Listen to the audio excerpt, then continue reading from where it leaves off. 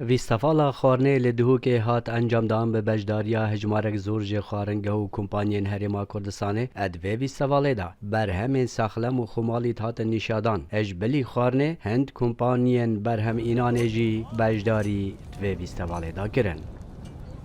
ام تشتا بکات تشتا چید گین ام بر همه ما همی او تشت ام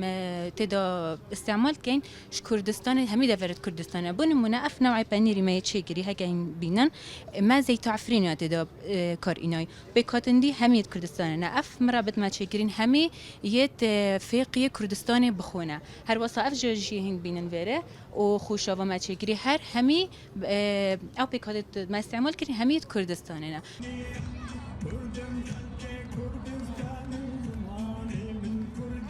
بێگومان فستیڤاڵی لەم جۆرە کاریگەرێکی زۆر باشی هەیە بە حکمی ئەوەی خەڵک و چین و توێژە جیاوازەکان دێن لێرە کۆ دەبنەوە و لە هەمان کاتدا بزنسە جیاوازەکانیش لێرە دووبارە پێک دەگەن و دەتوانن یەکتر ببینن یەکتر بناسن عیلاقاتی بازرگانی بگۆڕنەوە و لە هەمان کاتدا خەڵکیش دووبارە تێکەڵ دەبێت بە کللتوری جیاواز بە خەڵکی جیاواز بە کووردا بە عەرەبە بە ئینگلیزە بە تورکە بە فارسە بە هەرێکێک لەو جۆرە کە هەیە بۆی ئەوانە هۆکارێکن بۆی بتوانن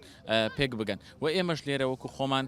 دووبارە ئاسانکاریێکمان کردووە بۆ هەموو چین و توێژەکان بۆ هەموو لایەنەکان لە ڕێگەی ئەپلیکیشنی هۆملیەوە.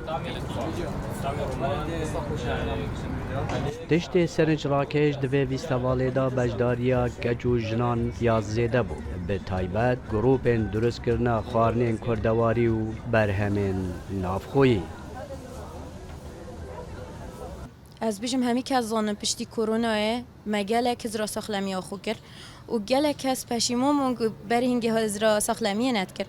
و جامعه فردیتن ام جهه که اصافه کن که خالق سحکت ساخلمی آخو و نه ابتنه بیجن ام ده زاده دایت خوین بس با زاده که خوش جیبید و ساخلم جیبیدن بله. بهاتنا کووید 19 خارنین تندرزجی پیدا کرن. اد ویستوالا خوراکی دا یا پارێزگە ها دهوکێ دەمێ تودنا ویستاواڵێ دادگەریای دا gelek خارنên تەندروست بینی. سەلام باڵایی دەنگی ئەمریکا